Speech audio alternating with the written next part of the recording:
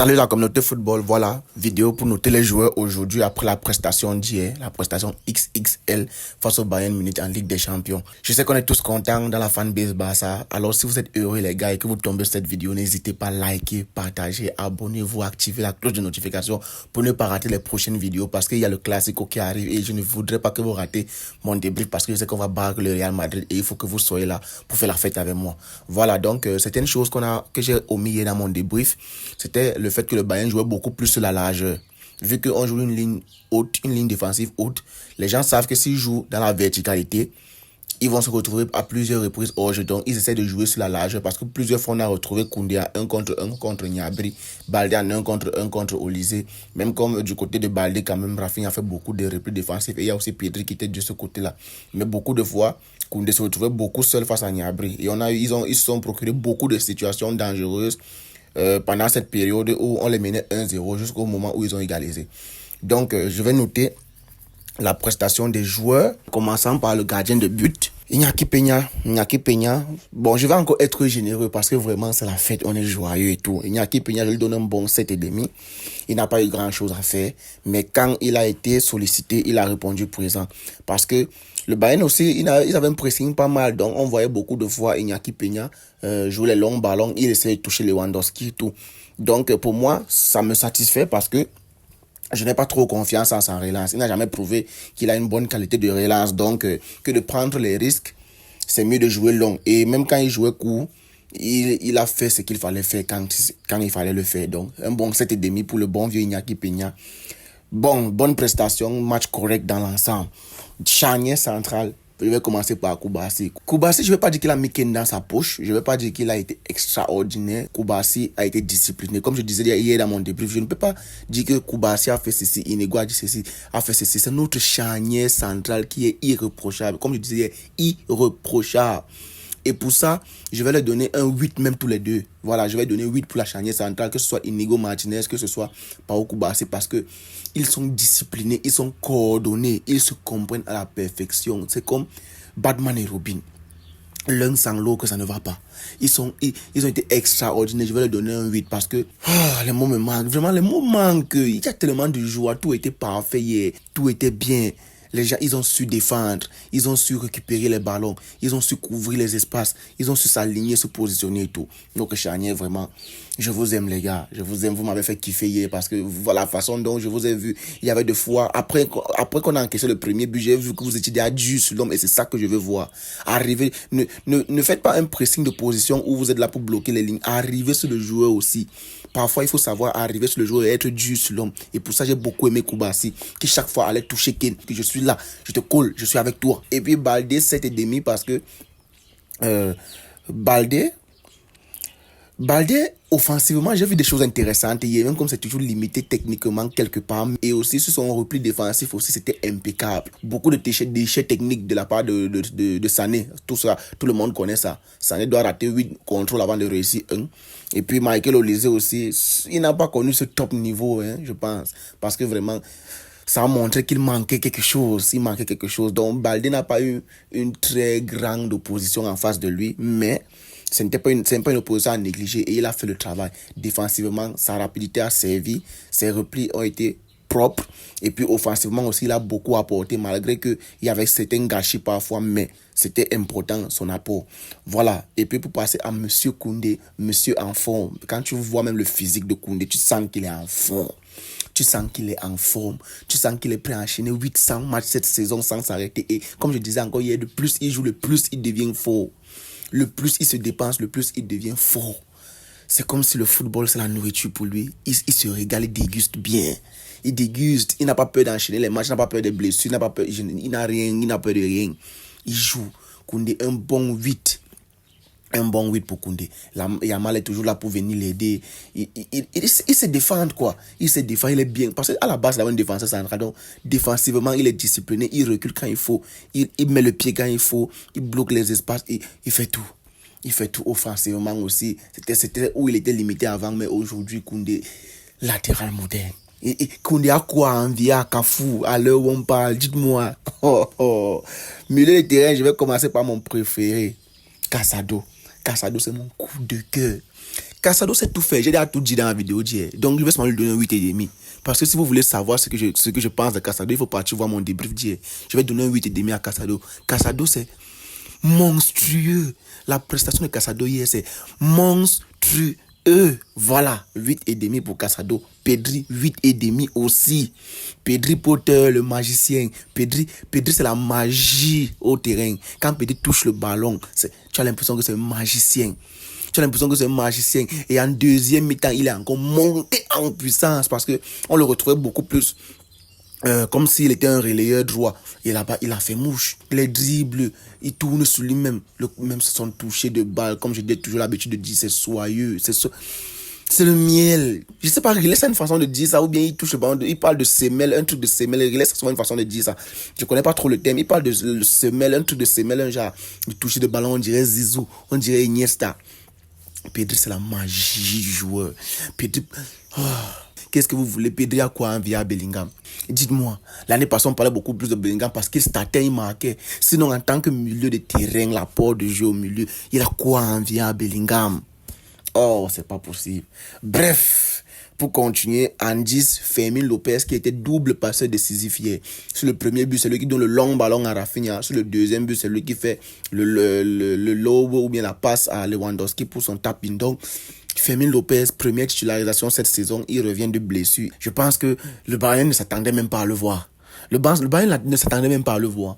Ce gars a été impeccable au milieu du terrain. Il était limite le 9 période où je cherchais Lewandowski, je ne le voyais pas. Lewandowski revenait de derrière et tu voyais vraiment que c'est Fermin qui était là-bas, premier à aller au pressing. Il venait beaucoup aider sur le côté de Lamine Yamal. Il courait de partout. Les combinaisons, les passes, la vision de jeu, le positionnement, il était partout dans ce milieu offensif, il était partout. Il aidait en neuf, il aidait en milieu de couloir droit, il aidait au milieu de terrain, il a tout fait. Il a tout fait. Son apport offensif est juste magistral. Et même sur le pressing, il aidait beaucoup ses coéquipiers au pressing. Il a fourni beaucoup d'efforts. Fermin a été le joker ce soir. Je vais lui donner 9 sur 10. 9 sur 10 pour Fermin. Parce que double passeur. Parce que beaucoup d'efforts, beaucoup de pressing, beaucoup d'intelligence dans le jeu. Beaucoup d'intelligence dans le jeu. Ce qui a manqué, c'est que je n'ai pas vu son côté où il frappe souvent, mais bon, il n'a pas eu l'opportunité de frapper, mais ce qu'il a eu à faire, c'est ce qu'il fallait qu'il fasse. Donc, je vais donner 9 à Fermin. Impeccable. Lamine Yamal. Qu'est-ce que je veux encore vous dire? Je vais donner 9 à Lamine Yamal, 9 sur 10 à Lamine Yamal. Pourquoi? Parce que ce gars nous a régalé. C'est un génie. C'est un génie. Chaque fois qu'il a touché... Davis, c'est qui? Dites-moi un peu. Davis, qui? Vous m'avez parlé de Davis. Non, l'année passée, il a marqué contre le Real Madrid. Non, Davis sous Flick. C'était sous Flick. Depuis que Flick est parti, on ne connaît plus Davis. On ne connaît plus le Goretzka. Goretzka qui a failli tuer Casado hier. On ne les connaît plus. C'est Flick qui les rendait monstrueux aujourd'hui. Flick est de notre côté, les gars. Donc c'est pour ça que chez nous aujourd'hui, on ne parle pas de Kimmich. Kimmich c'est qui? On parle de Casado. On ne parle pas de Coman. Coman c'est qui? On a Lamine Yamal. On ne parle pas... Lewandowski est maintenant chez nous. Vous voulez encore quoi? Bref, Lamine Yamal, je lui donne un bon 9 sur 10. Parce que ce gars m'a régalé. À chaque toucher de balle, attention. Les doubles contacts, les petits ponts, les roulades, les passements de jambes. Oh, palette technique à... Sur FIFA, sa technique c'est quoi en FIFA? Je ne sais pas. Donnez-lui un 99 en technique sur FIFA, s'il vous plaît. C'est pas possible. Ce petit est trop fort. Dans les petits espaces. Dans la combinaison. Même défensivement, il était là hier. Même défensivement. Qu'est-ce que vous voulez encore?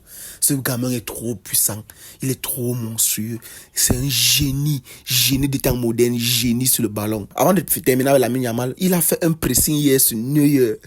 Neuer, quoi qu'il ait encore le Neuer de 2014-2015. Neuer, mais tu as chuté. Rends-toi à l'évidence.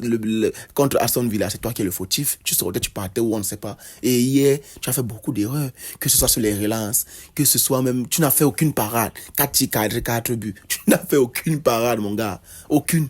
Zéro. Ton apport dans les goals là, c'était pas différent d'un apport d'un gardien de 3e division en France. Oui, je ne sous-estime en aucun cas les buts de Rafinha, on va arriver. Mais Neuer d'avant, on connaît quand même qu'il aurait pu faire quelque chose mieux que ce qu'il a pondu hier. Parce que hier, il était là comme un gardien lambda. Voilà, donc le pressing que Lamine Yamal a fait hier, qui a failli encore donner un but à Rafinha. Si le ballon revenait bien sur Rafinha, Rafinha marquait. Et pour parler de Rafinha, donc, Mon capitaine, j'ai tout dit sur la vidéo dans le débrief d'hier. Si vous voulez savoir ce que je pense de Rafinha aussi, allez regarder le débrief d'hier. Le titre c'est Rafinha. Le titre du débrief c'est Rafinha. Ronaldinho est caché dans ce corps.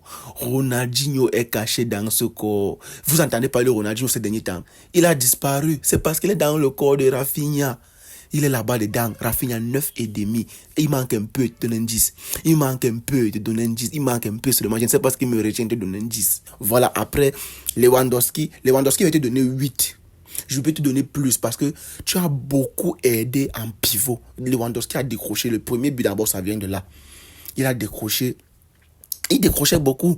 Lewandowski ne pouvait pas dormir en tant que renard de surface hier parce que le Bayern venait aussi jouer avec une ligne haute.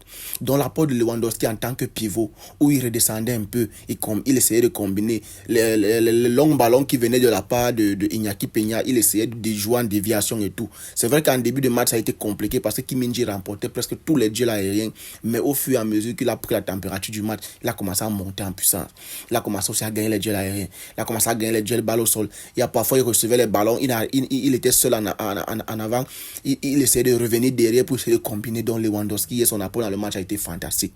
Son apport dans le match a été fantastique, que ce soit en pivot, parce qu'on sait qu'on peut le lancer en profondeur. Il n'est pas le premier à aller au pressing, mais il était bien positionné. Parce que j'ai vu Neuer plusieurs fois, quand Rafinha et Lewandowski allaient au pressing, il jouait du côté de Lewandowski, parce que c'est que Lewandowski n'est pas un presseur. Parce qu'il sait que s'il joue du côté de Rafinha, Rafinha est rapide.